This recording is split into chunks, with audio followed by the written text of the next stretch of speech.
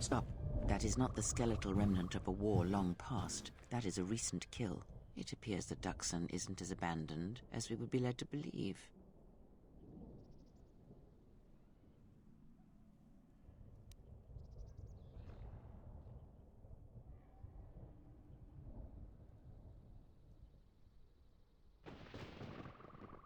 Did the Mandalorians return here? The past has a curious attraction to us all. Perhaps he came in a small shuttle to revisit old battlegrounds. Perhaps not. But let us press forward. You may find the answers you seek. Why do I feel like coming from Kreia that is basically a guarantee? Rather than a speculation.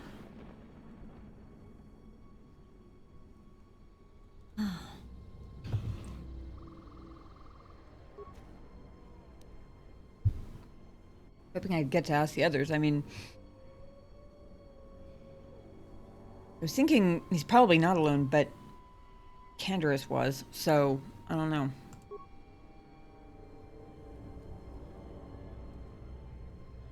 Why does this door look like an illusion?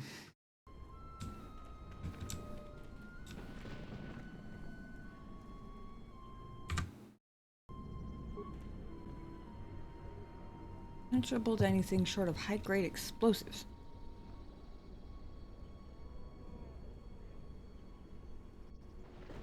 It doesn't give me the option to use high-grade explosives.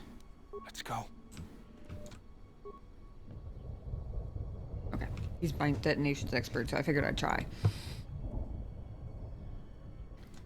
I have a feeling I'm destined to come across some high-grade explosives sometime soon, if I had to guess.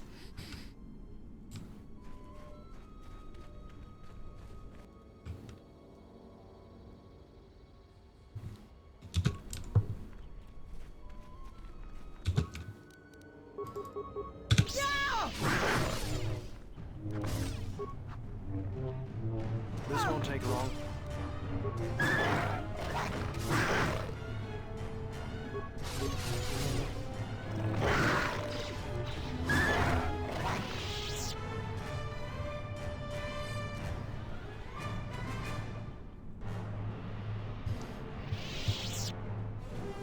Sure do have weird heads, don't they?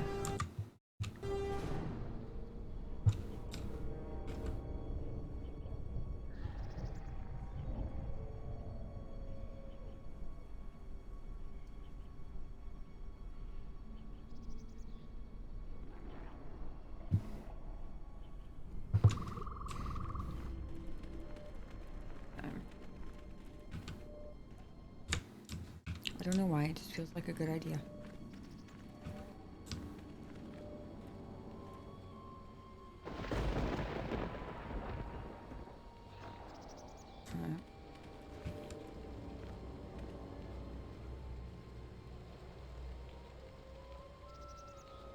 I am so terrible.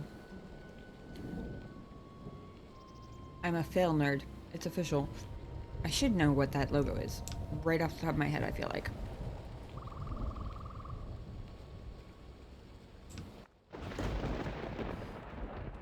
Mandalorian? Yep. Hold it right there. We've got you surrounded. I'm surprised you got this far. The jungle doesn't usually let its prey go that easily. What are you doing here?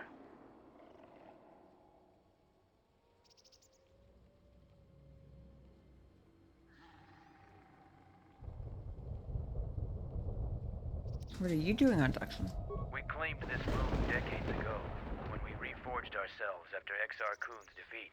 Some of us call it home. Why are you trespassing here?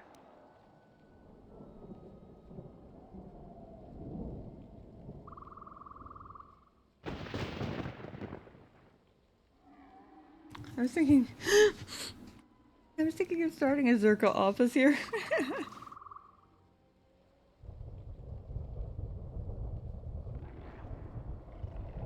Oh. Okay. Okay. Can we say that's why I brain farted, is because it made no sense in the context. Can we blame my nerd fail on that? Because, yeah, it does kind of make no sense. Unless it does, in which case, yikes, I guess.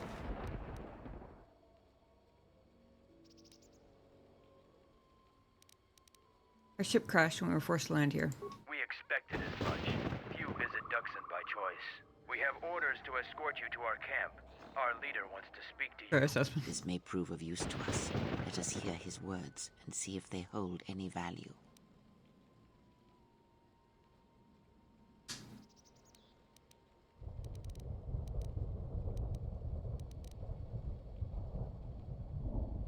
It's a lot of Mandalorians. And I mean, they're talking to me, so I'd rather not fight them if I can help it. Well, probably not a very in-character thing for me to say, but... Well, she did say she was kind of sick of war, so maybe it is an in-character thing for me to say.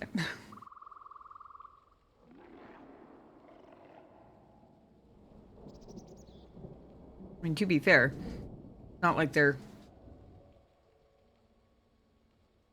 pillaging existing colonies or anything. They're kind of just existing as far as I can tell. Doesn't mean they're not up to something, but also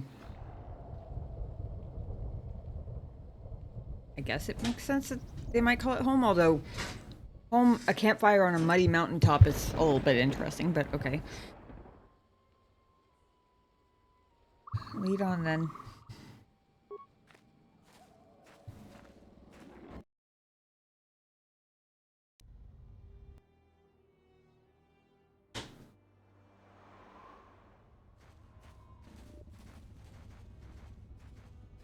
This looks more like home.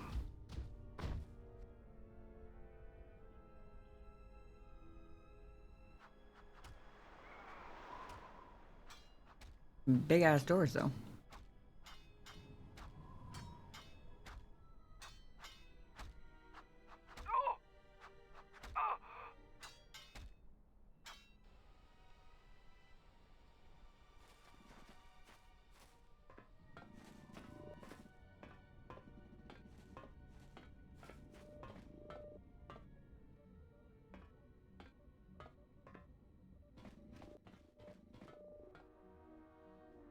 So you're the intruder. Our sensors picked up your handiwork in space. I am Mandalore, leader of the Mandalorians.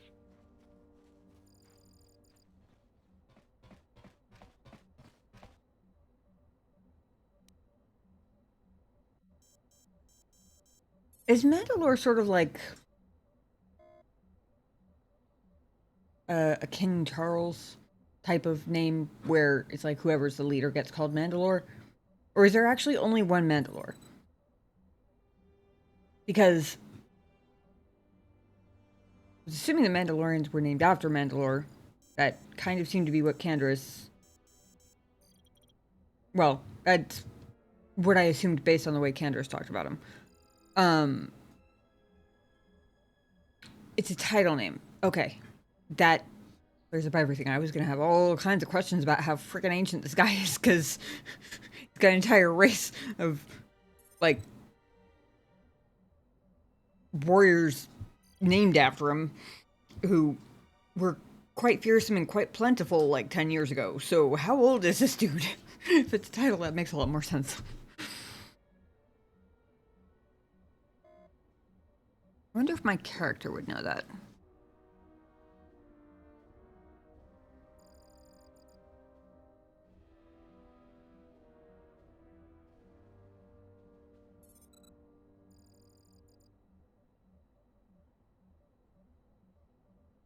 I feel like maybe I don't want to bring up the war until I know what he wants from me, because, you know, kind of a sore subject, given that we were very much on opposite sides. What is this place? This used to be the heart of the Mandalorian war effort. From this complex, we commanded an armada that had the Republic on the run. It didn't last.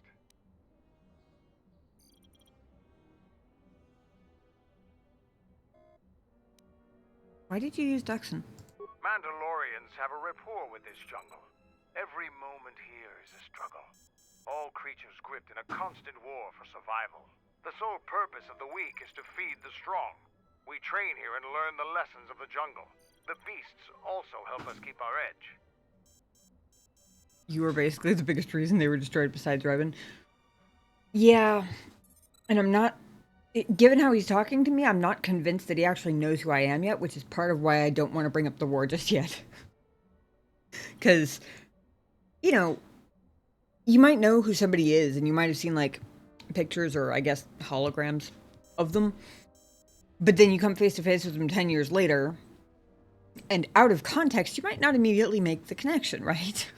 I'm trying to guard my ass, because this is a very large camp full of a whole lot of Mandalorians, and I don't want another Sith Academy incident where I have to fight my way out against literally everybody.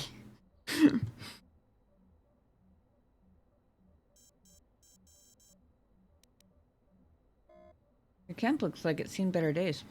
Covert camps are not meant to attract attention. Because we conquered them, the people of Onderon still hold a grudge against the Mandalorians. So we keep our presence here a secret. I thought the Mandalorians were disbanded. Scattered perhaps, but we're still alive. Alive and rebuilding. Oh, great.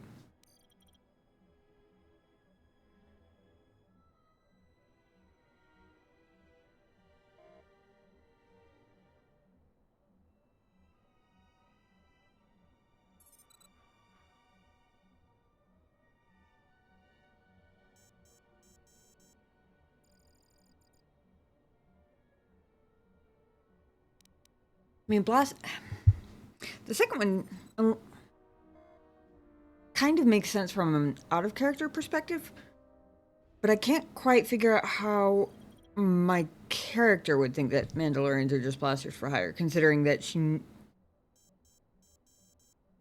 Because if that was the case, then who would have hired them to take over the entire Outer Rim, right? Like, that doesn't sound like the kind of thing that somebody hired a bunch of, like, souped-up mercenaries for. So the second one doesn't really make a lot of sense to me, to be totally honest.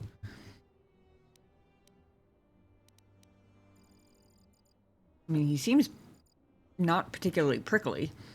In fact, he seems far more personable than any Mandalorian I've interacted with in either game so far, I think. With one. The only Mandalorians I've seen are thugs. Oh, context these days. Okay. I guess that makes sense in the context of these days.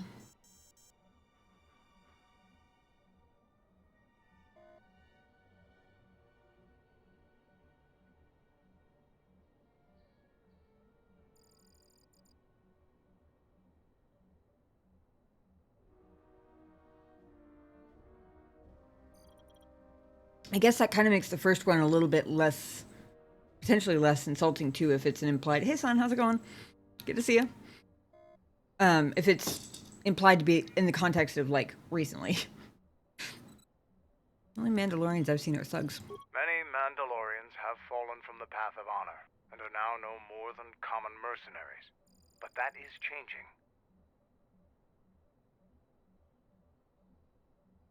He wanted to see me. I haven't had a option to ask him why yet, but okay. Clearly your character knows about how they have worked. Yeah, exactly. Trying to get to Onderon. Do you know how I can get there? So it's transportation you want. It so happens I have a small shuttle that's more than capable of running the Onderon military blockade. I make occasional trips to Isis for information and supplies. If you want to go with me, you're going to have to prove your worth.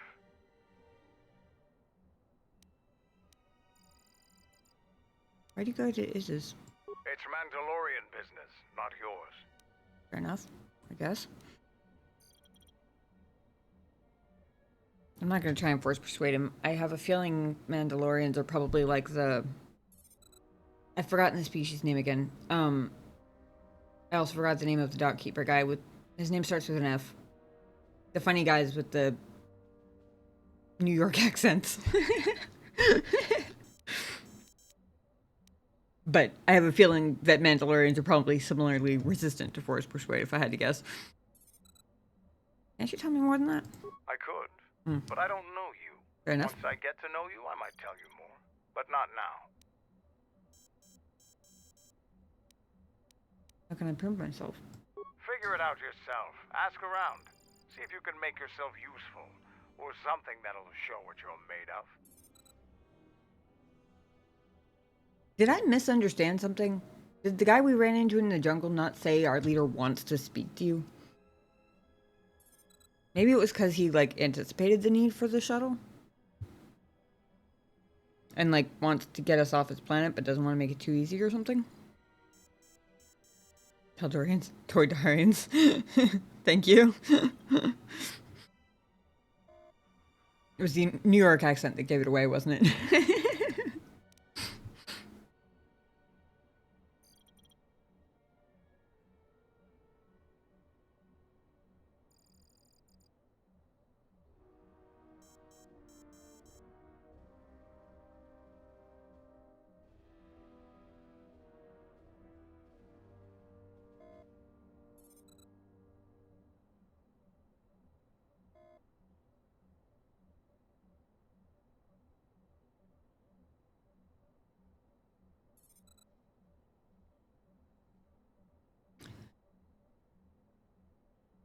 I'm trying to keep in mind the context that presumably my character has not really had any, like, person-to-person interactions with Mandalorians, really. Aside, by which I mean, like, an actual conversation since the war. So probably the majority... If you heard about a Jedi stumbling through the forest, wouldn't you want to know what the fuck they're doing? I mean, that's fair. That is fair. Although technically he didn't ask. He just let me ask him a bunch of questions, and then he was like, so I have a shuttle. But you gotta prove it. Prove yourself or whatever. You're gonna help me out. Make me help you out. At least give me something. There is one thing. Before your ship landed, we were preparing some demolition work. All the activity forced my men to stop before they finished. The charges need to be detonated before anybody comes across them, so all you'd have to do is flip a switch.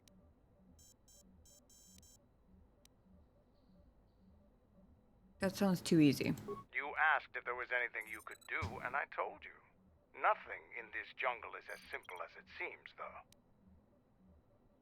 And it's opportunity to make you do chores. Also fair. I mean, if you can, why not? What were you gonna blow up? We were trying to uncover the entrance to a hidden cache of old Mandalorian equipment. The explosives should be easy to find. Just get to it before the Canucks do. Yeah, and the fact that the Mandalorians in the jungle kind of, like, indicated that they basically assumed that we crash landed, suggests maybe we aren't the first ones. Maybe this is even a habit. Maybe they've done this to other people before. Maybe it wasn't just our leader wants to speak to you specifically. Maybe it's he offers this to anybody who comes stumbling across, just as a, like, efficient way to get rid of them eventually and get some chores out of the deal.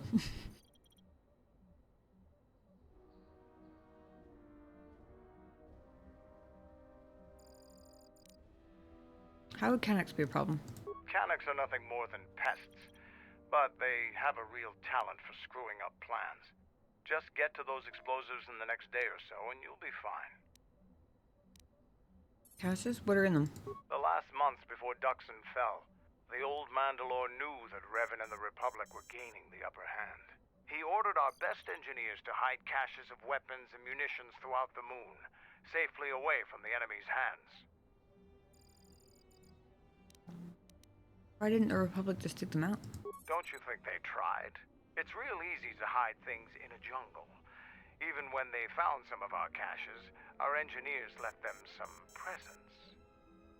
I take it I have to worry about the cache exploding in my face once I get the actual detonation set off. Something like that.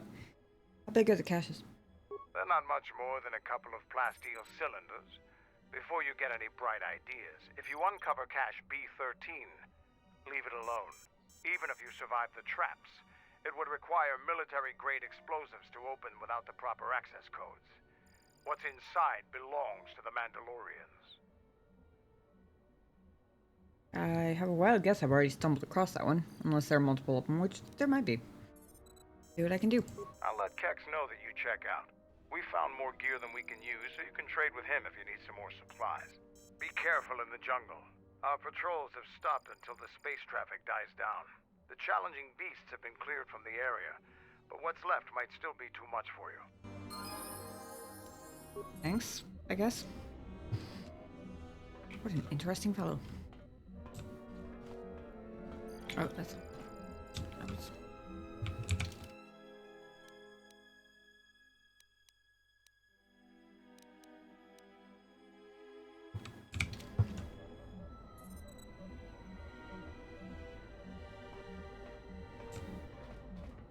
What interesting fellow indeed. All scouts report in.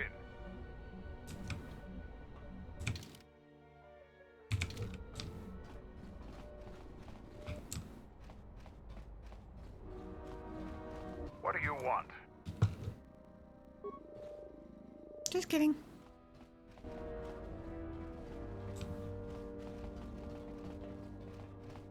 I mean, I had to try. I like this part of the game. It's the first time you really get to talk to Mandalorians. Yeah.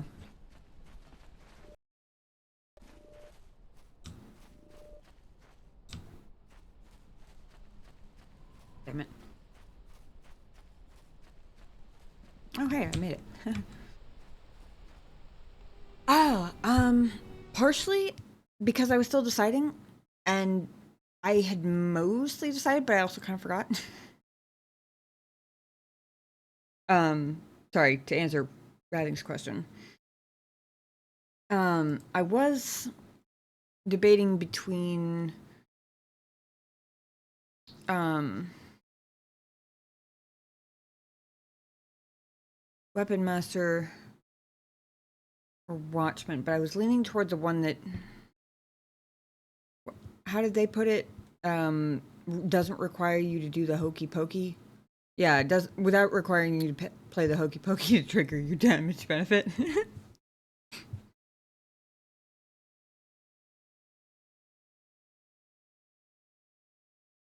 I'm open to arguments for either one. So far from what I've heard, nobody recommends Jedi Master, so I had kind of already ruled that one out. But, I mean, I'll hear points for whichever one you guys enjoy the most.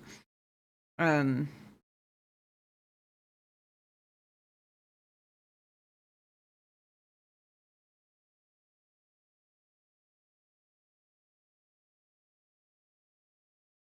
haven't looked up the specific, like, unique powers or feats individually, so I don't know how good those are, but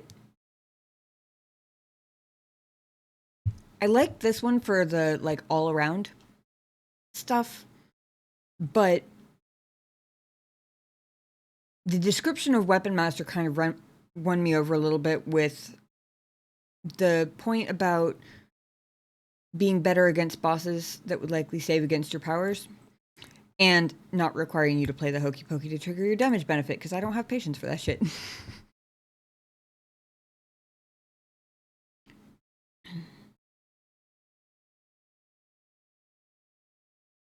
Formation says only pro for Jedi Masters. The name sounds cool. Fair. Well, and arguably, in-game, you can be a Jedi Master regardless, right? Like, I assume. As far as I know, they aren't 3 different, like, actual job titles in-game, are they? Or something? I don't know. Nothing says... I'd say the game is very playable either way. More flavor than combat advantage, though Weapon Masters are more powerful in melee. Like Watchmen because of the skills. Crafting this game. Or getting all the force powers. Yeah. The force powers, out of the things that you listed, probably the biggest draw for me. At the first playthrough recommendation from this no spoilers page that I've been taking all of my orders from blindly, but with zero regrets so far, to be fair. They'd recommended starting off with 14 intelligence, regardless of what build you were doing, so that you would have, and basically talking to you how to make sure that you get enough skill points and everything to unlock story beats and dialogue options as they come available. I don't know if that keeps getting harder.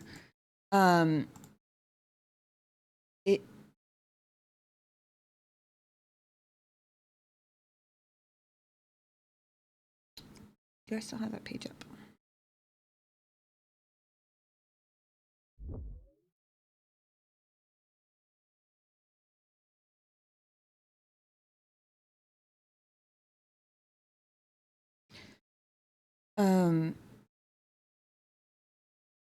Because basically, if you follow their suggestion, by the time a prestige class is an option, you'll already have the skills you're likely to need to unlock all relevant quests and dialogue. And also, apparently, to craft almost all items and upgrades. I'm not sure that that's actually true, unless they're including with companions help, but the crafting part can be done with companions, so it doesn't really matter. I'm more worried about the quests and the dialogue part.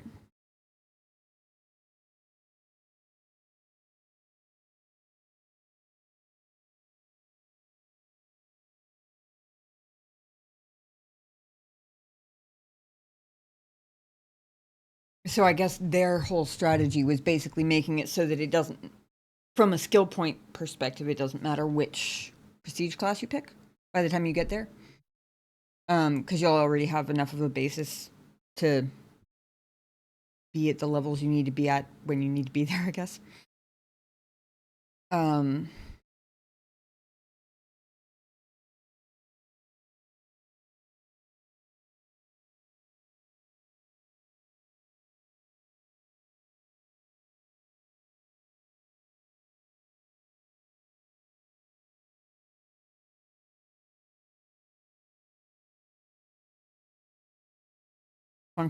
Functionally, yeah, they're all Jedi Masters. Yeah, okay, this is what I was thinking.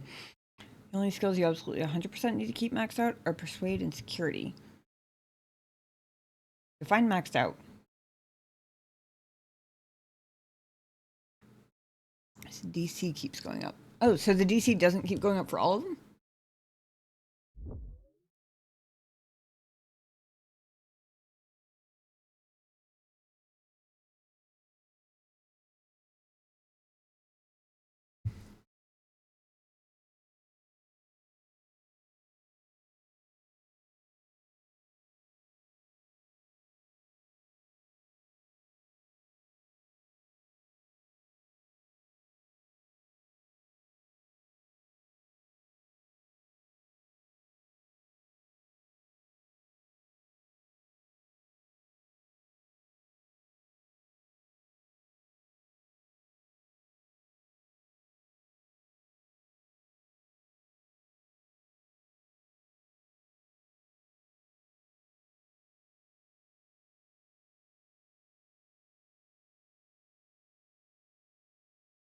Mine's cap out at a DC of 35.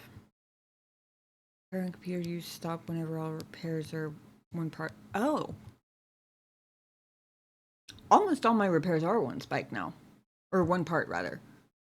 I think. I'm going purely based off of the droids I just interacted with. The patrol mode was 2 spikes, or 2 parts, but everything else was only 1. So I guess I'm getting closer.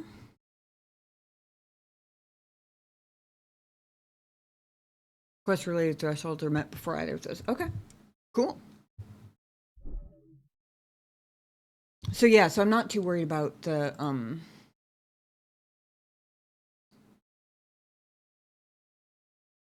skill points specifically.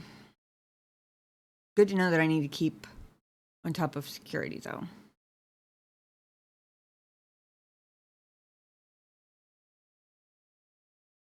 I will probably end up going for Weapon Master, honestly.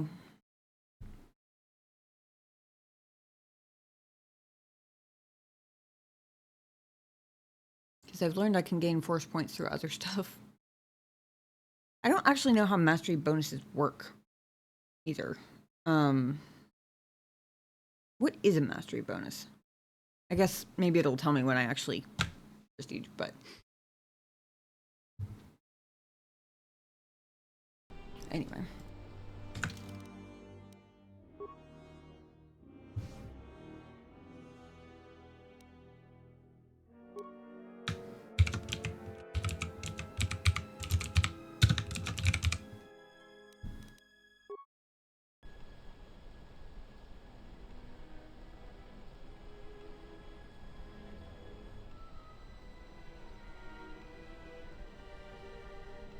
Oh, gotcha. So you get the mastery bonus when you max out on alignment. Interesting.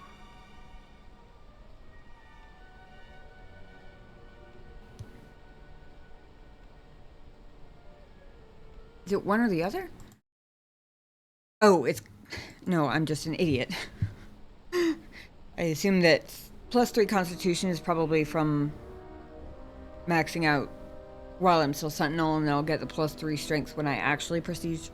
I'm looking at it going, well, how come I don't have the +3 Strength yet? It's because I'm looking at a bonus for a prestige class I don't have yet. Duh. Sometimes my mouth speaks before my brain thinks, okay? The stacks, you get bonuses from both. Okay, so yeah, I'm guessing the Constitution is from Sentinel then. Okay. Cool.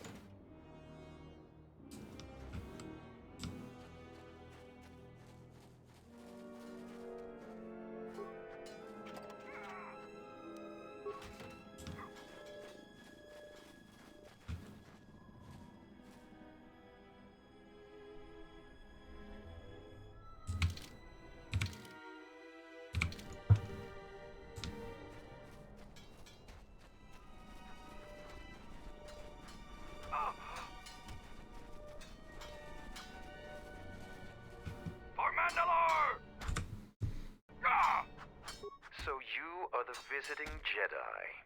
You aren't much to look at. Are you here to observe, or do you seek to prove yourself in the battle circle? For Mandalore! Who are you? I am Davro, a Mandalorian warrior.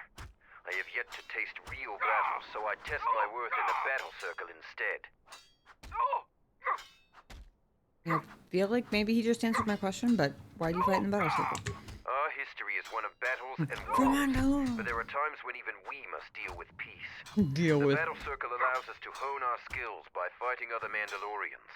It pales to what we really thirst for, honor in battle, but it keeps us prepared. Talk to the sergeant if you want to fight. Hey, Red Man, how's it going? Are there rules? A few. No fights to the death. Other parts of our training weed out the weak among us, but that isn't the function of the battle circle. There are individual rules for each fight. The warrior with greater honor determines those, which in your case means any Mandalorian makes the rules. Got it.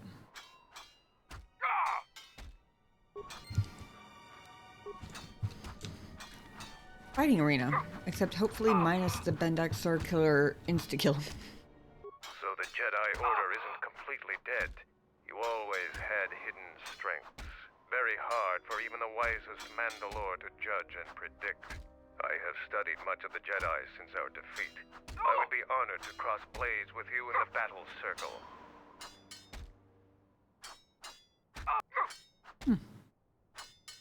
I was actually just thinking that.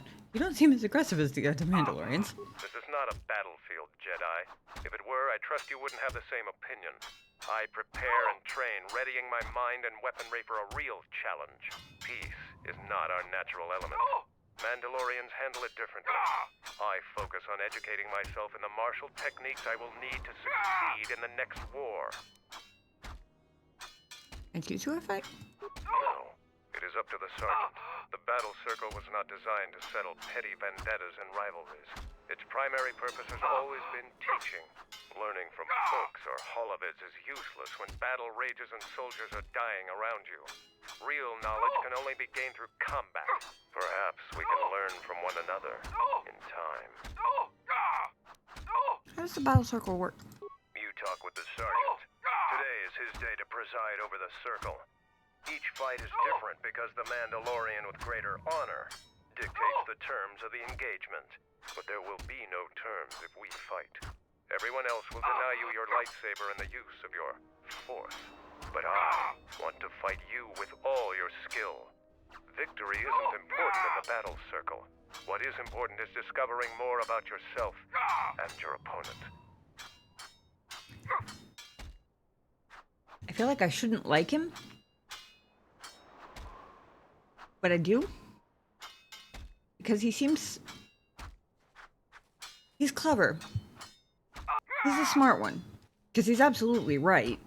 Like, it can't be every day that they get the chance to spar a Jedi in their battle circle. So, if he's correct that everybody else would forbid me the lightsaber and the Force powers, they're kind of hamstringing their own ability to learn how to fight a Jedi, right? Especially if it's, like, a baked-in rule that it's not to the death. It's kind of like, why wouldn't you try and learn from it, right? That's why he has gold armor. Fitting, I suppose. But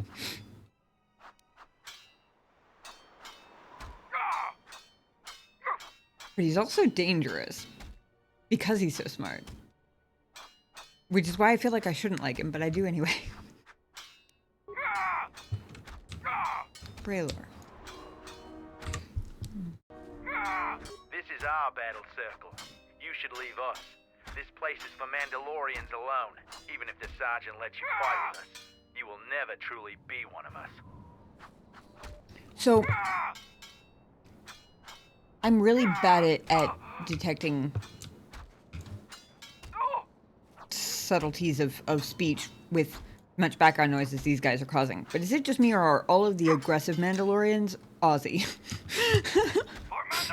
Do they all have slight Australian accents?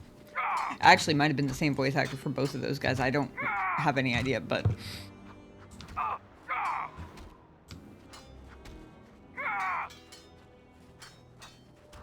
They're finding disciplined. A lot of younger Mandalorians can be more aggressive because there's something to prove. That makes sense. Enders and KOTOR 1 were mostly raiders and bandits. Why they were assholes. Also kind of makes sense.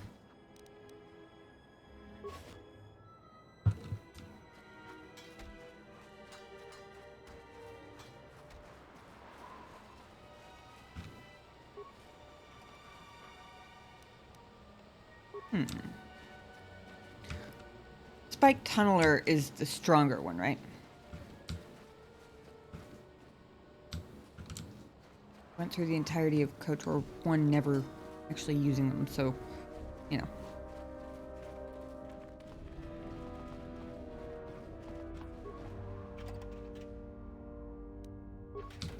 Ooh, Mandalorian power shield. Those have come in handy a couple of times. Gotcha. Thank you. Now that I'm thinking about it, that makes sense, because they were the ones I was selling every time I picked them up in KOTOR 1. As soon as I figured out I was never going to need them, because they were worth more.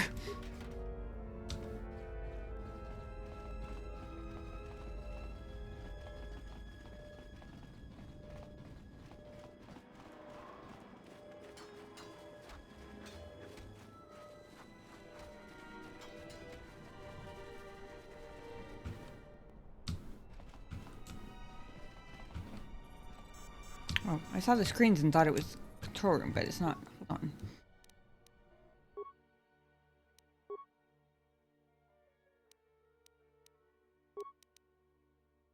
It is an orange crystal.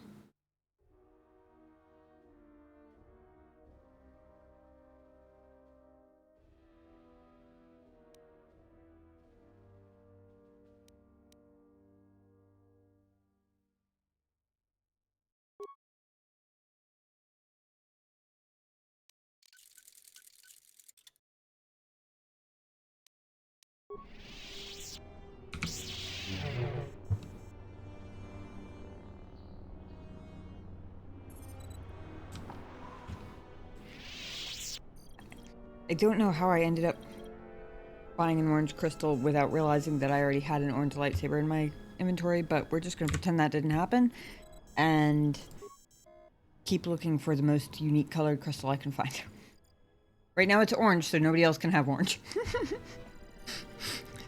What the fuck just happened? I may have gotten slightly spoiled by my really cool colored dual lightsabers in KOTOR 1 that were very uniquely colored. And I may have gotten really excited when I read through that massive list of colors when Atten asked about my lightsaber early on. Jango Fett talks like a New Zealander, but Attack of the Clones came out in 2002 before K1. But it's possible the voice work was done before the movie came out. KOTOR 2, the voice lines were obviously done after the movie came out, so they probably took inspiration from Jango Fett's actor. Fair enough. And also, I apologize to all the Aussies and New Zealanders out there, but I am not good enough to necessarily tell the difference. Especially with that much background noise.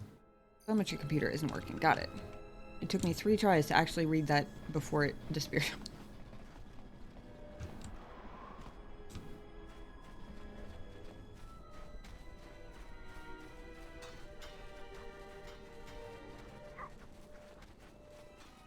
I was already over here, right? Yep.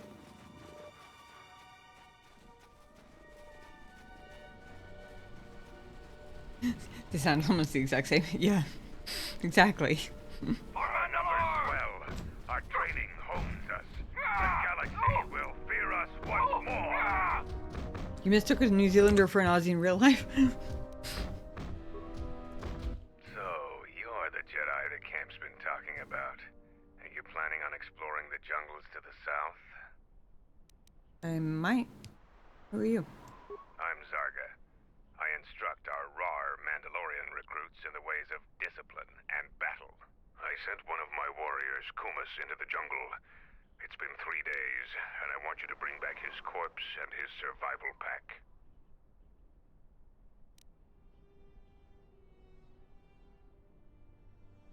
The way he said it, I heard it before I read the subtitle. And I heard RAR, like R-A-W-R, like, "Rawr, I'm a mighty T-Rex, rawr." Or, "Rawr, recruits." I don't know why that's what came into my head, but there it is. You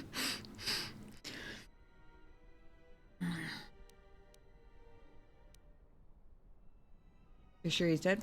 If Kumas wasn't dead, he'd be back already. If you find his body, just bring it back. Why do you want the body? Good point. I don't want his body, just his equipment. Field strip the corpse and bring the gear back.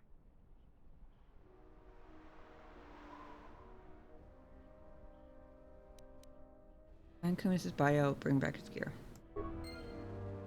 I like that sort of a soldiers on Earth type of thing. I don't know. The galaxy will fear us once more.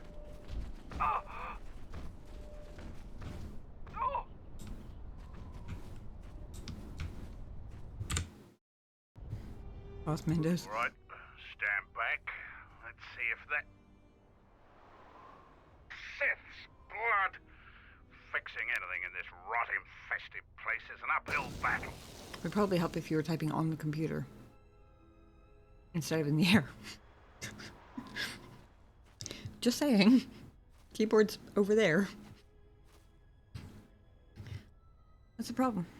This jungle attacks anything made by man. Restoring the generators and computer systems is no easy task.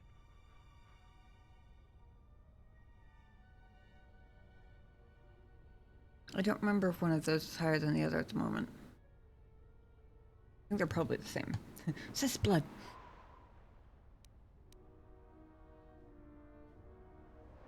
Got some practice restoring computer systems if you need a hand. I'll take whatever help I can get. Whatever wires and tech haven't been corroded by the jungle are at least 10 years old. What's the problem? I'm trying to get the relay dish operational, but several components are broken. He is and better need at it. repair. Without the relay, we're vulnerable to attack, especially right now. Your space battle may have attracted unwanted attention, and our shuttle's sensors can't cover the whole moon.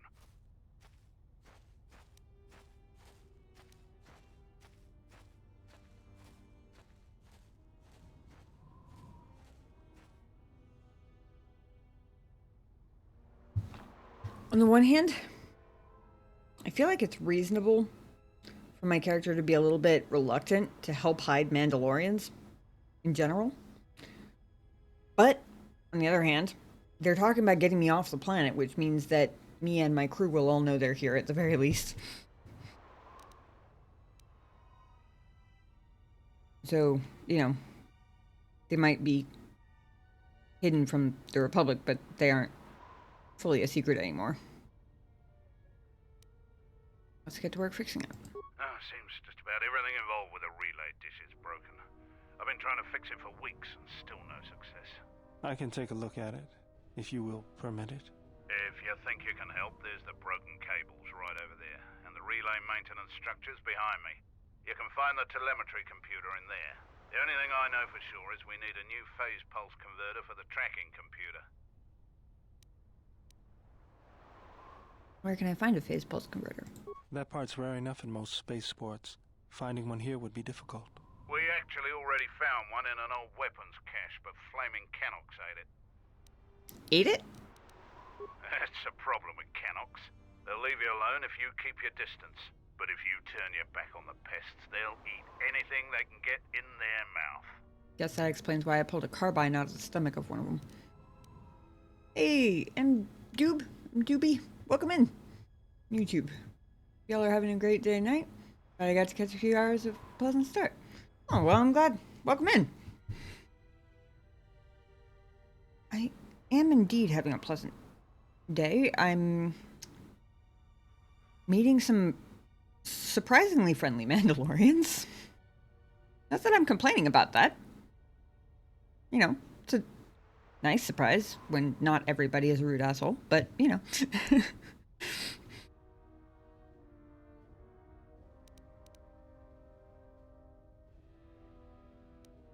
How do you propose I find it?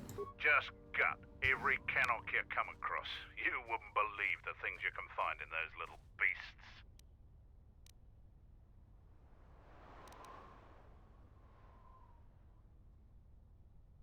Must be another way I can find one. I mean, I'm guessing probably not, since Dora said they're hard enough to find in a spaceport, but still. We checked the cache manifests, and that's the only one that was in storage. It's probably the only working converter on this moon. Hopefully it survives canic digestive acid. Ugh. I actually ate it. They're vermin, no challenge for a Mandalorian. Since they provide no sport, we ignore them. Just gut. Alright, I'll start looking. Better be worth it. Alright then.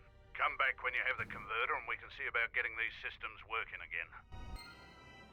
Honestly, I'm far more interested in the fact that Bao-Dur is interested in this particular quest. The fact that he seems into helping fix it is motivation enough for me to go slay a bajillion different Canocs. Or a bajillion more of them anyway.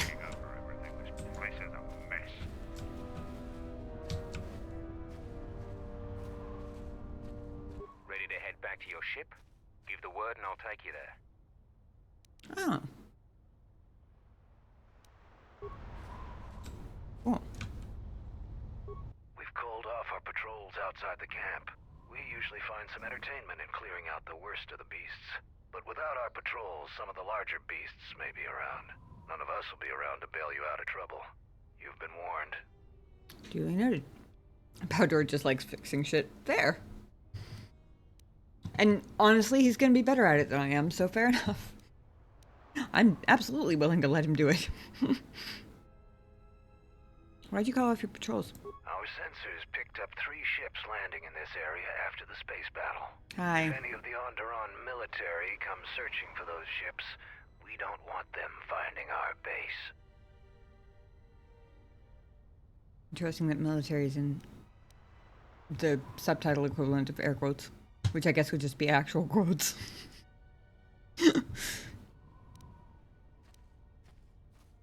The third was the droid carrier, but I might as well ask anyway.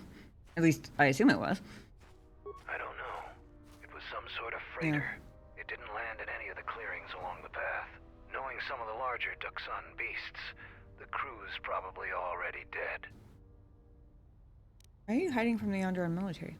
The people of Onderon still live in fear of us.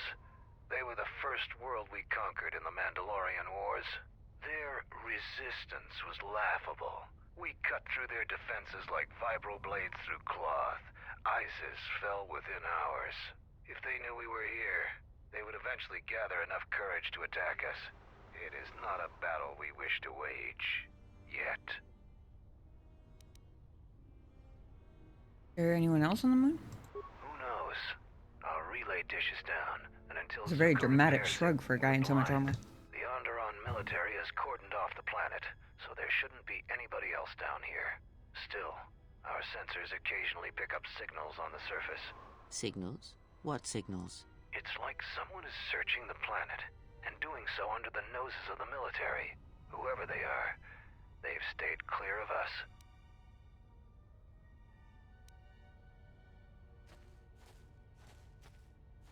Why would they search the planet? I don't know. Duxun's all jungle except for this camp. Can I help with the relay dish? If you want to pitch in, go ahead. Zuka hasn't been able to get the damn thing up and running. You can find him in the eastern side of camp, just south of the hangars. Look for the sparking wires, and he won't be far. Ouch. What did you mean by larger beasts? We heard reports of a Zakeg wandering the paths around here. They're a good challenge for Mandalorians. If you see one, stay out of its way. Without us to back you up, you'll be dead in seconds. What's a Zakeg? It's a huge red lizard that's built like a Baragwin battle tank. It has a hide so thick it might as well be Durasteel plating. We keep clearing them out of the area, but they keep coming back. They're tough opponents for non-Mandalorians.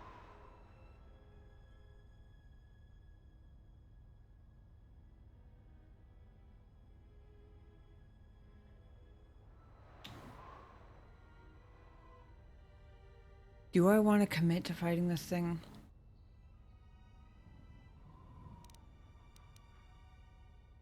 Because if I respond to his challenge, I'm too damn proud and too damn stubborn to come back without one.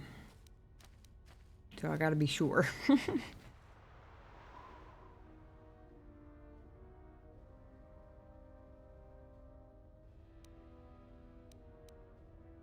I can defeat it. You fight a Zakeg.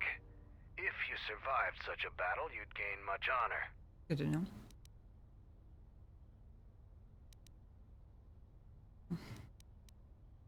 I don't know if I want to go as far as no beast on the moon. Because I don't know what kinds of other beasts might be on this moon. Just that there are apparently quite a lot of them. Besides, boasting before you've actually done the thing and going over the top with it is kind of just asking for trouble. Always bite off more you can chew. If you don't, how are you ever supposed to know how much you can chew?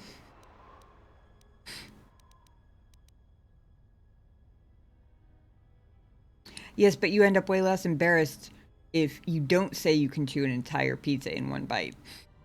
And find out the hard way that you cannot, in fact. So we'll go with the... We'll see.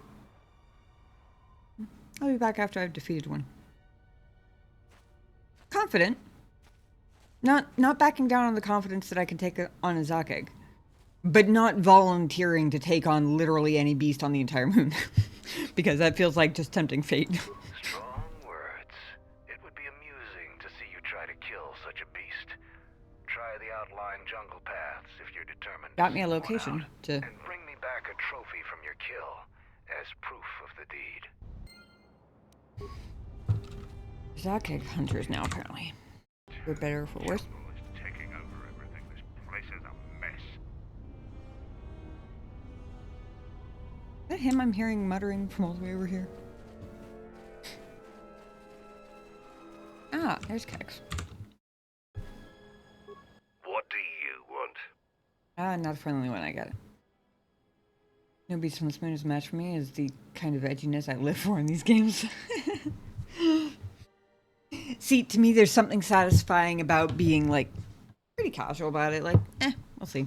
And then coming back with one's head.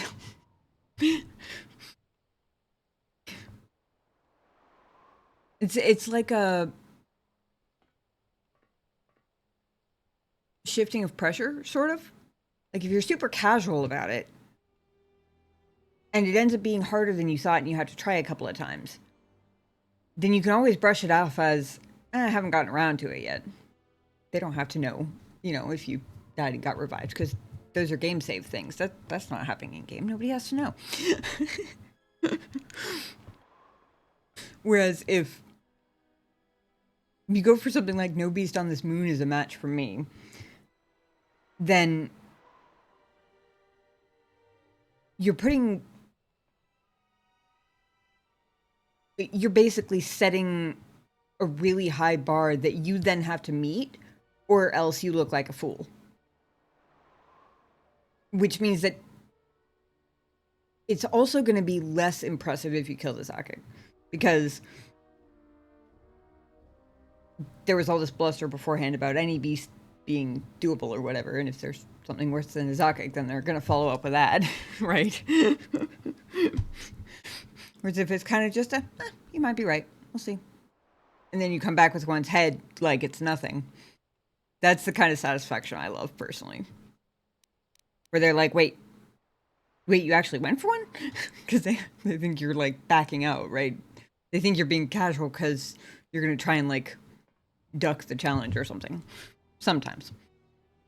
Either way, it ends up being pretty satisfying. You greet everyone that way? Nah, just you. You're no Mandalorian. I don't know why Mandalores let you roam free, but I don't trust you. I'm Kix, the new quartermaster. If a Mandalorian needs something, they come to me. Mandalore's ordered me to let you have access to our supplies, including some military-grade surplus. It's not free, though. You can pay with credits or trade in some of your gear. Doesn't matter to me. Hustling. Right. You have some sort of problem with me? Yeah, I do. I don't know why Mandalore would let some outsider roam around our camp without an escort. If it were up to me, you would have been shot on sight. Mandalore must think you're something special. Okay, well that confirms that at least the majority of the camp doesn't know who I am. In relation to the Mandalorian War, anyway. Obviously, everybody knows I'm a Jedi. Everybody knows I'm a Jedi.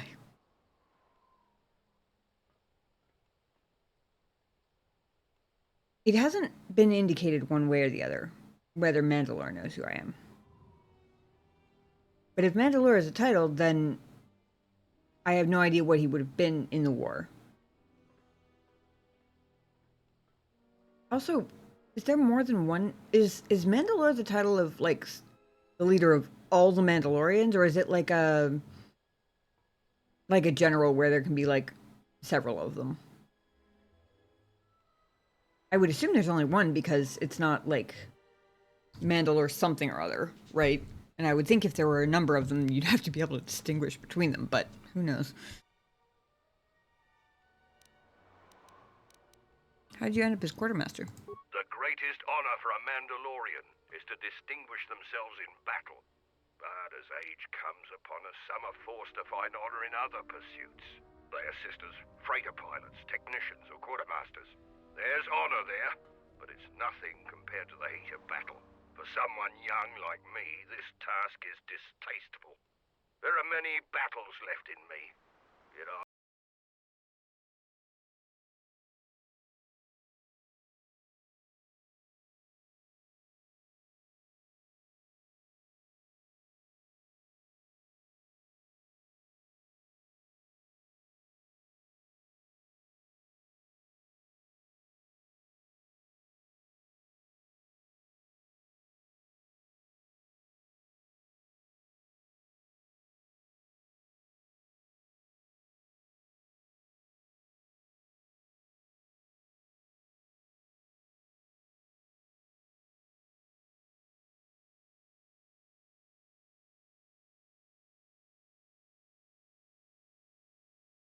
I even read it.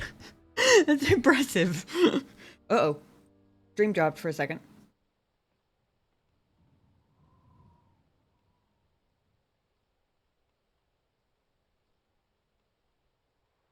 I think we're back. I don't know how long it was down. I just saw the notification that came back, but like 1 minute. Anyway, thank you for catching that, son. Son was all over that shit. That's why he's a mod. Because he knows the KOTOR lore super well. Knows exactly which ones are spoilers, and I can trust him to not be a jerk. Thank you. You're fine, Beskar fan. It's my first playthrough, even though it is 2025. So, you know. No hard feelings, but that is why the timeout. I think, son, I think it has a default timeout for 600 seconds. I don't think that's even changeable. I could be wrong, but I don't think it's even changeable. I mean, you can change it individually, but I don't think you can change the default amount. Mandatory leads all Mandalorians. Oh, okay, I see. Mandatory is kind of funny, though.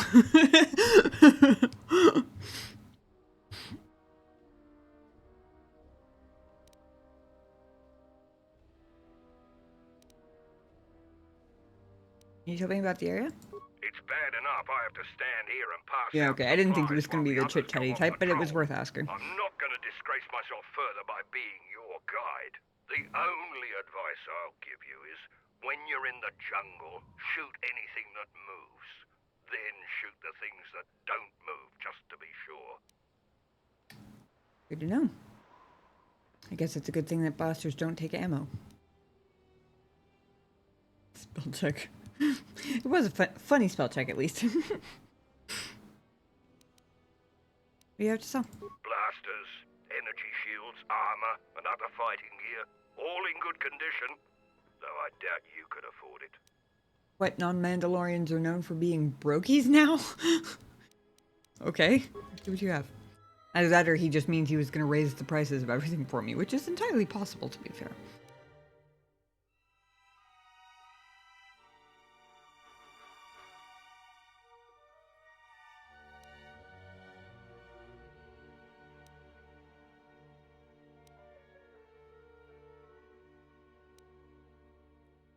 Ooh. That's a new one. That's a new one. That's exciting. You know I have to collect all the colors. He did call me a broke ass.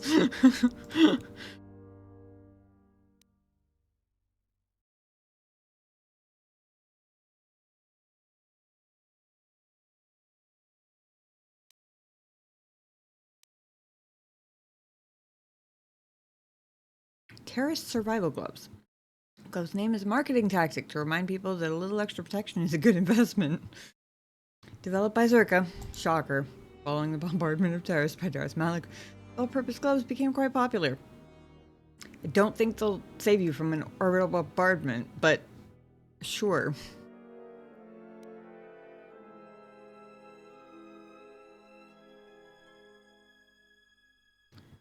I might still have a couple of the melee shields, but I think I'm down to 2 power shields that are both equipped. I might have one extra. They did come quite in handy in a couple of specific places.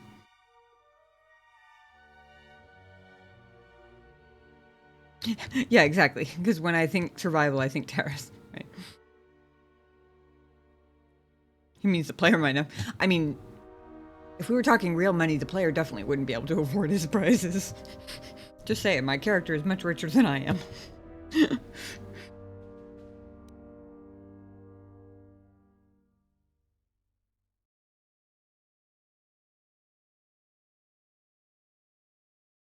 I don't remember what belt Bowdura is wearing, but that could actually be good for him because I think he's got an 11 dex.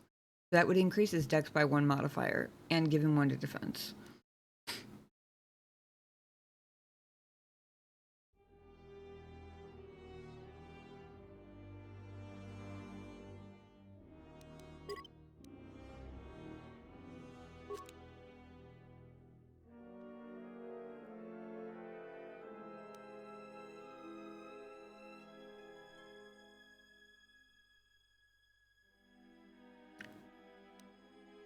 I would love to know where he got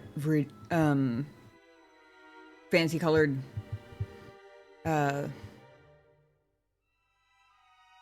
lightsaber crystals from, or fancy colored compared to KOTOR 1 anyway. And yet at the same time, I kind of feel like maybe I don't want to know how a Mandalorian got a hold of a lightsaber crystal. I feel like maybe that's when I might actually not really want the answer to. Might be, you know, low-key traumatic for my character here. Garage sale.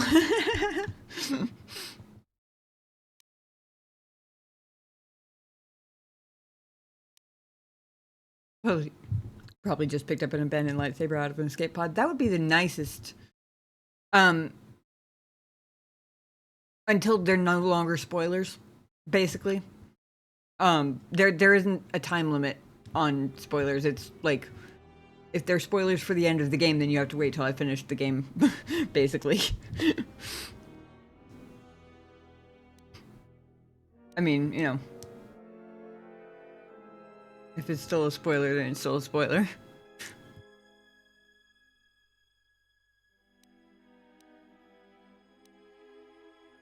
I do take like non-spoiler recommendations. Like I was saying earlier, if anybody has specific suggestions of who to bring with me for particular quests, I'm down for that.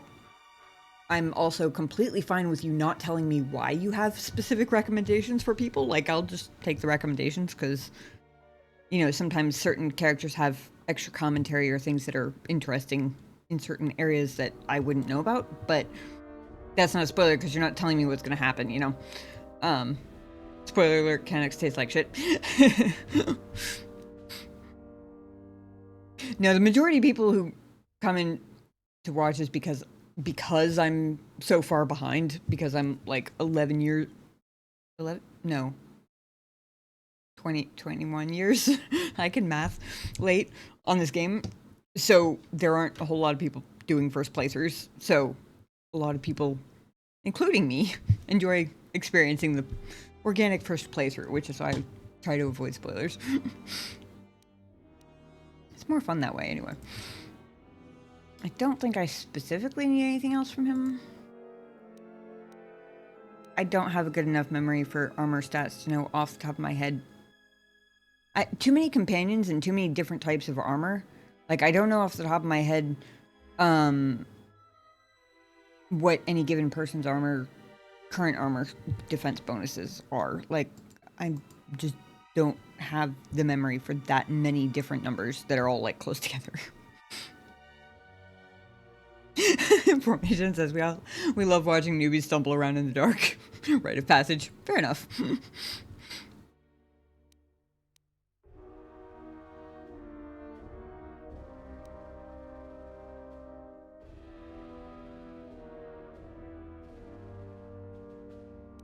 Might get one of the Mandalorian power shields. There's probably stuff I can sell, but I can't be bothered to mess with it at the moment.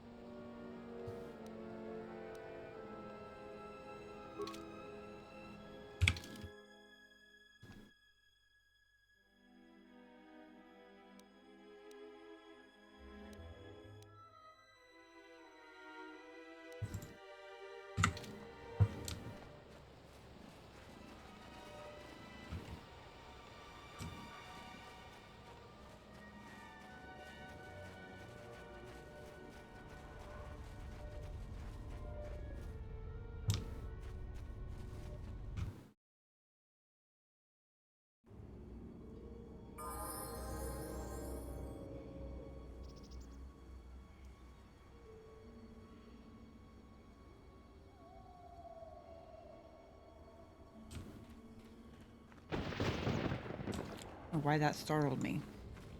I kind of forgot there was a whole thunderstorm going on. That is the direction I haven't been yet. Anything over here?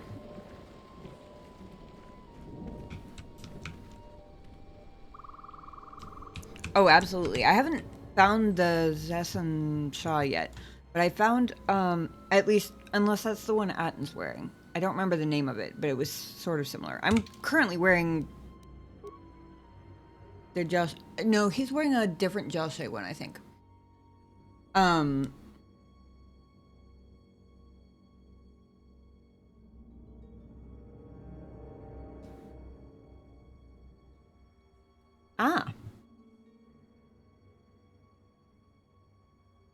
Yeah, the Joshe armor so far has been fantastic to the point where I've literally been wearing it since I picked it up in the ship, like, way back.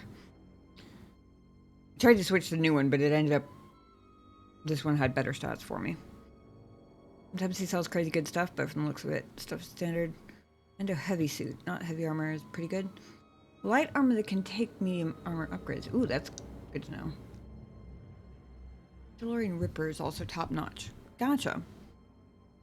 I was not paying attention to if either one of those specifically was there, but I will attempt to remember those specific terms and keep an eye out for them. We're being followed. Apparently we're tastier than the Mandalorians. Oh, they're just... This won't take long.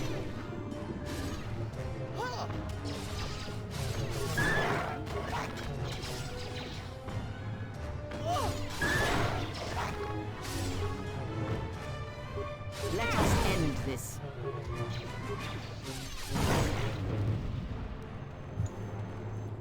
Oh.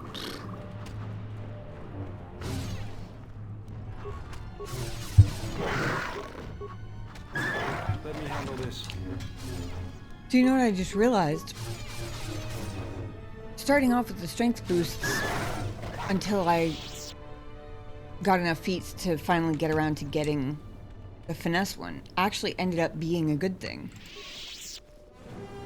Because I had overlooked the fact that damage is still strength dependent.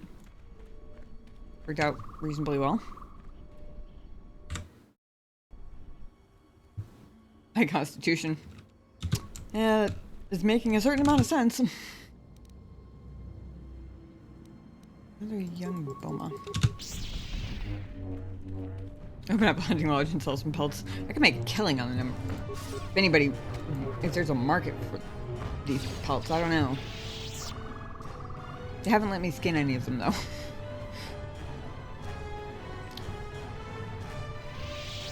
These are so weirdly shaped. I guess none of these creatures have the same tendency to swallow things. Guessing that one's more of the main path. Let's see what's down here first. Hang on.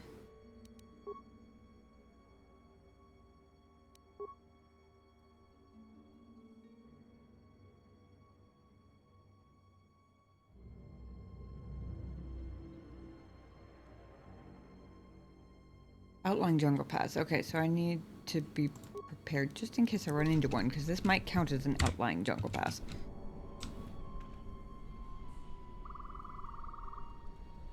Customer Malrus fur coat.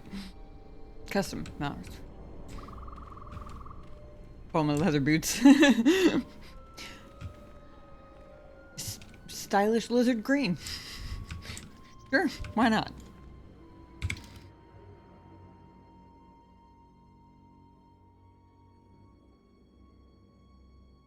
Honestly, I had a 50-50 chance of getting that right. But I just realized there's a whole section over here that I haven't been to yet, either. I'm not sure either one of these was especially, like, side pathy. It kind of seemed like... I don't know what's going on here, but it feels like a trap.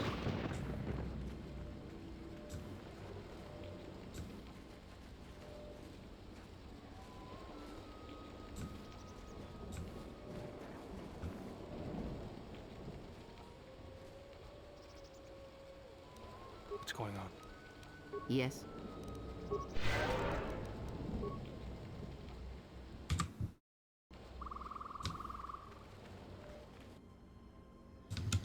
Well, did you swallow the phase pulse converter?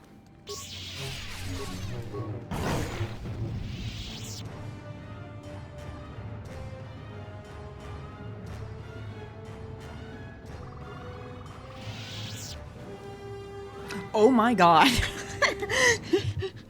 I was expecting to have to ask that 16 times. I was going to make a whole meme out of it, and it actually was this one.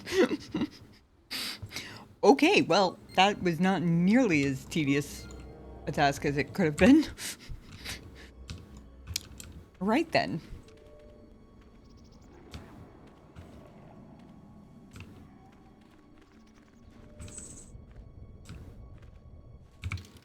I wonder if that circles all the way back around. It actually might.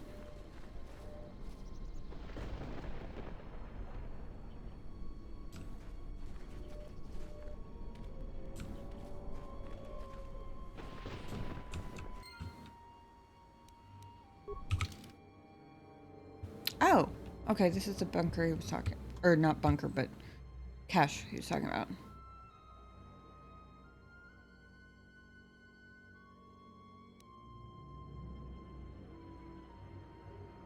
Oh, it's part of the phase converter. Okay, I didn't read closely enough, clearly.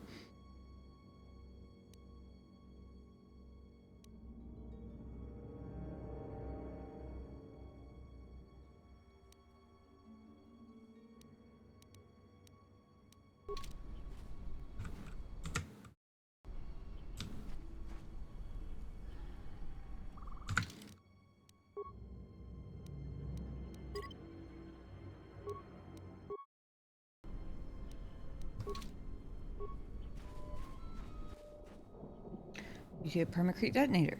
Used to set off permacrete charges. They're linked to it.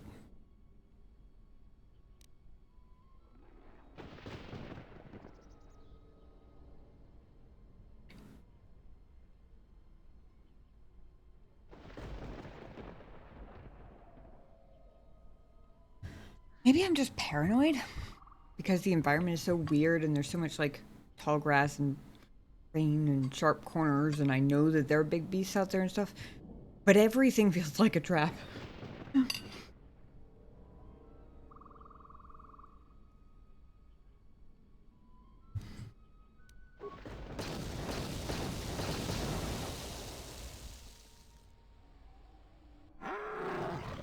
You're learning.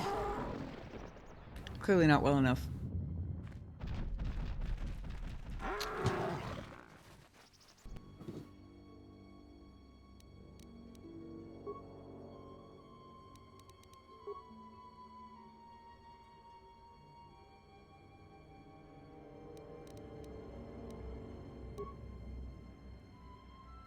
It's a trap! Thank you, Formation.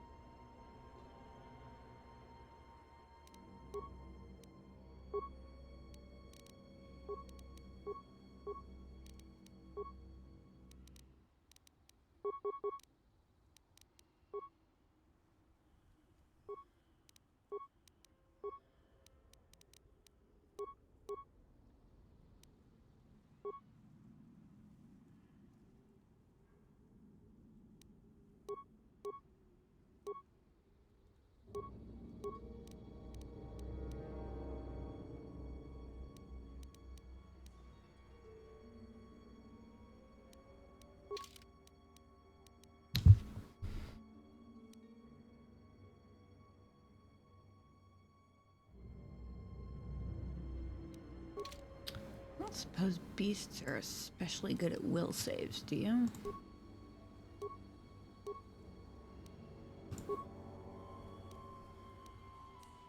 I guess we'll find out.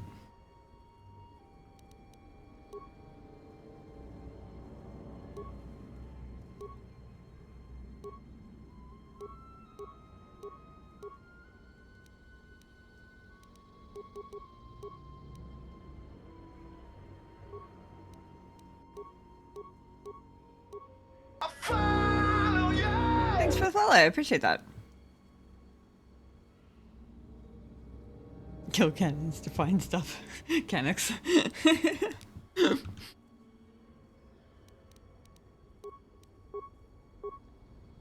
Alright, here we go. Hear you.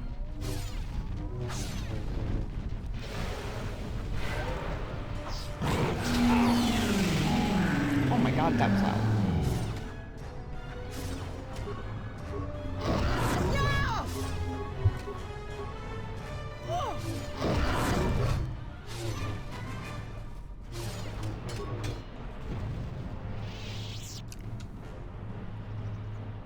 Not gonna lie, I was expecting that to be harder, and I'm a little concerned.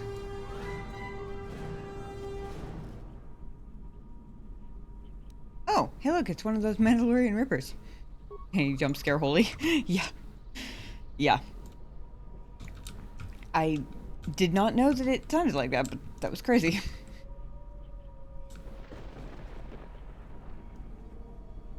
Okay. That could have been a lot worse. Guess that's all of them, but...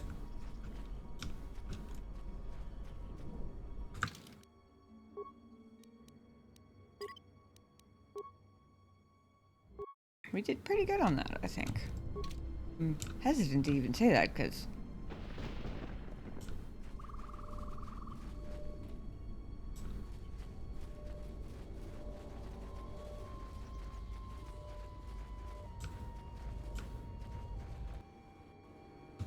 ah, yeah, I figured there would probably be.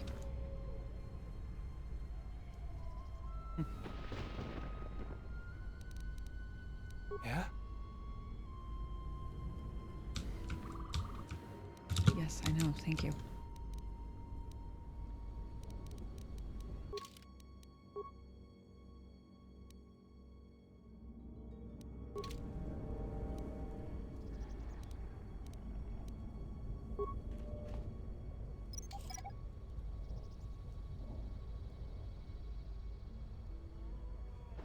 Okay.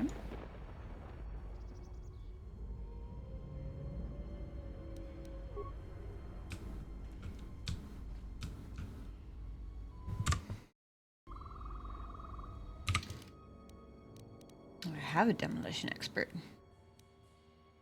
A super expert in quite a few things, actually.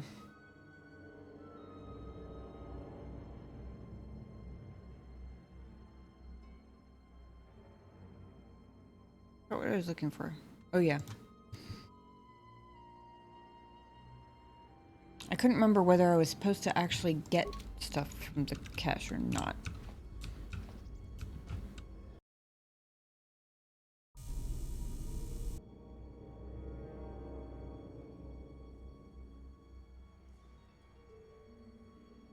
What an interesting predicament we find ourselves in. What's going on? Boy, am I glad I had Bowdor with me.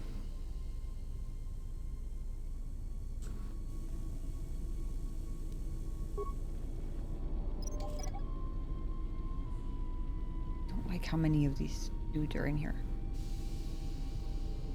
Especially that guy.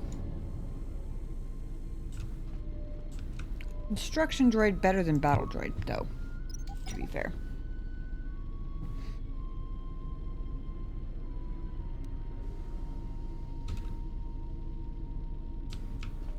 I haven't decided if I'm actually gonna raid it,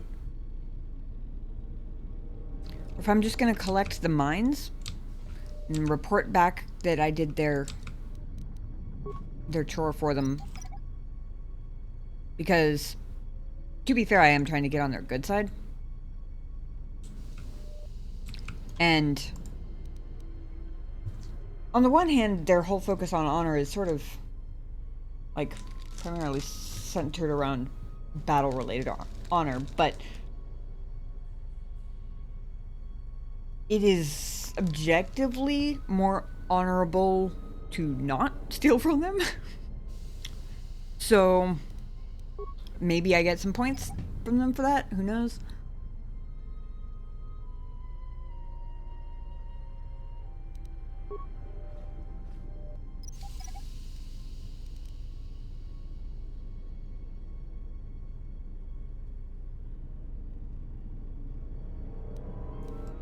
Good job, Butter. bother you if you don't bother the droid. Okay.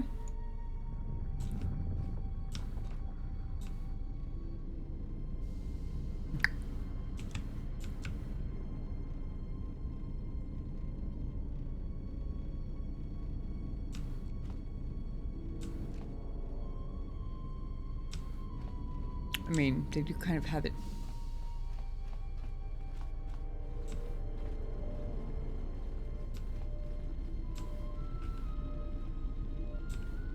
Interesting. Very clever and effective use of hitboxes there.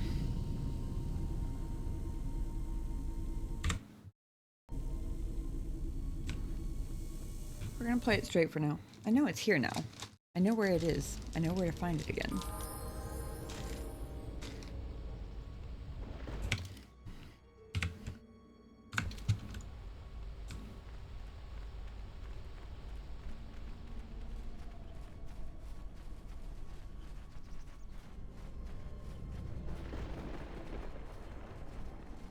Gotcha.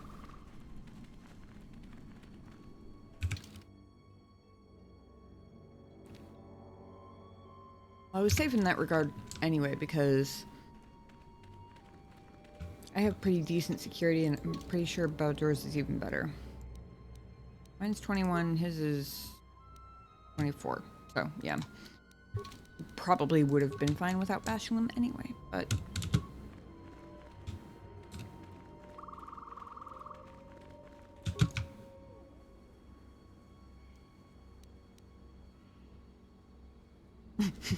My cat is the same way.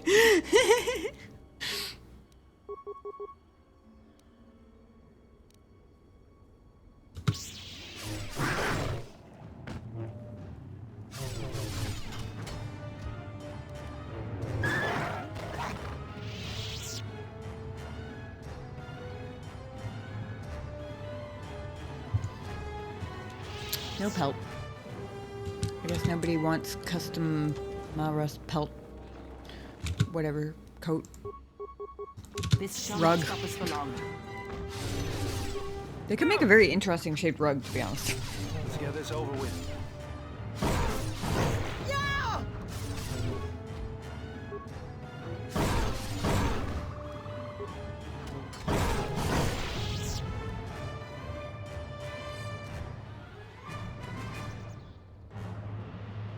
Yep. I don't actually own a console. My partner owns one I could play on if I ever cared to bother, but I've been playing on PC forever, so I never really felt the need to change. Besides, I've only ever used a game controller for one game, so I'm usually better with a keyboard. One game I used it for was Dragon Age Veilguard, which was interesting because something about it, it was actually easier for me to use an actual, like, gamepad for the first time in my life than it was the keyboard for some reason. But that's the only game I've ever actually used it for. Malrus code is ahead of its time.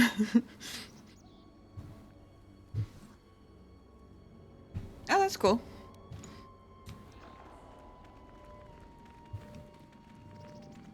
My dad worked with computers when I was growing up, so we had computers around the house. But my family was not especially well off, so we did not have game consoles. So I guess that's kind of how I ended up being a PC gamer. I just stuck with it.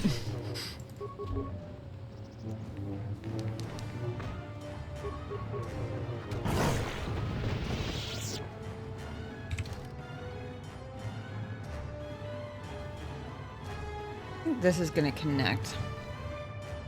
I think I'm going to connect it on the map, just to clear the map area.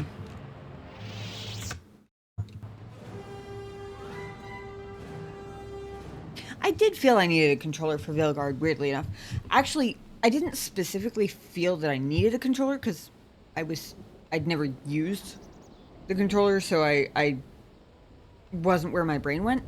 But, I was expressing my frustration with the keyboard controls to Shinobi, and he was like, well, do you want to try a gamepad? I was like, oh, this thing is driving me crazy, so sure, why not?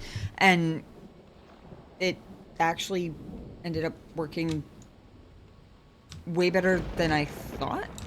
I remapped a couple of the controls to what, like, made better sense in my head, like, for me personally, but, other than that, I got used to it for that game specifically quicker than I would have expected. I feel like it would still feel weird to use for a lot of games, and I don't know why. I don't actually even know if that's the case. It just kind of feels like it would be, because I am still more used to keyboard and mouse, but for whatever reason, for Veilguard, I had way better luck with the controller. Using controllers since you were sick. 6. Suck ass with a keyboard. Well, the first game I ever owned and could afford to own was Minecraft. So I was playing Minecraft with a keyboard for like 10 years before I ever owned a different game or something, like, maybe not quite 10, but a lot of years before I had to own another one.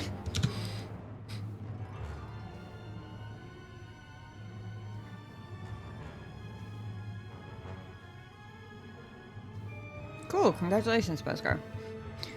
It's definitely easier to go from KVM to controller than vice versa. I could see that. I don't necessarily know why, but it makes sense because I did. And I didn't suffer immensely trying to use a controller in RPG combat for the first time over the age of 30. So that it does make sense. That was a weird... It doesn't usually pop up with the received page for creatures you killed. That was weird. Okay. Watchman Blaster. Especially for shooters. I've never been good at shooters, honestly. I'm not sure if I've ever tried a shooter. Well, no, I have tried a shooter with a controller. Because Veilguard was the first game I ever actually played through with a controller. But it wasn't the first time I'd ever laid hands on a controller. Like, I'd played years and years ago, like, not too long after Halo 3 came out, when that was all the buzz. I played a couple of games of Halo 3 with a friend on his console, so I guess I would have used controller for that, but I wasn't very good at it. I've never been very good at shooters, honestly. It's kind of funny because my reaction time is fine. My actual reaction itself sucks. It's like, I'm jumpy enough. Most days, I'm jumpy enough to, like, have the reaction time. The problem is I always react in the exact wrong way. Like, I'll jump by moving in my chair. Or by, like, moving not only the wrong finger, but the wrong hand. Yeah, muscle memory, but also, like, any sort of sense of what the fuck I'm supposed to be doing.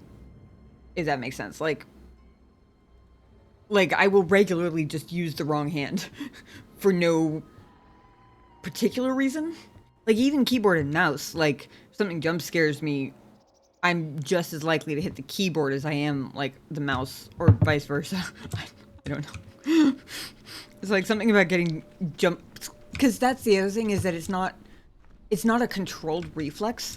It's a jump scare reaction over and over again, which is probably why. It's probably not really governed by muscle memory so much as just spontaneous spastic, you know?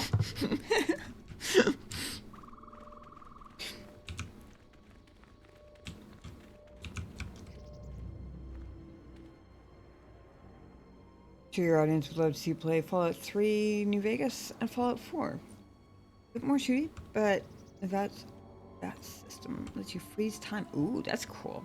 Oh, see, I like that. Fallout 1 and 2 are also worth playing. Games up your alley. I watched Dallas play a little bit of Fallout 1 back when he was initially starting his Fallout playthrough over again. But I don't remember a whole lot of it, so it would still be mostly new to me, honestly. I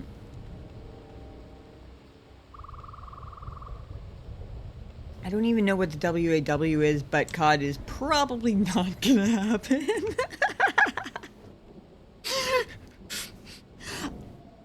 If it was a free-to-play game, it's not that I don't have faith in myself. It's that I have quite a lot of years of trying different things and learning what I'm good at and what I'm just not. To be fair, not being good at things can be really funny sometimes. You know, if COD was free to play, which I assume it's not. I hadn't actually looked into it, but I very much assume it's not. Oh, World at War, gotcha. It's for being bullshit on veteran.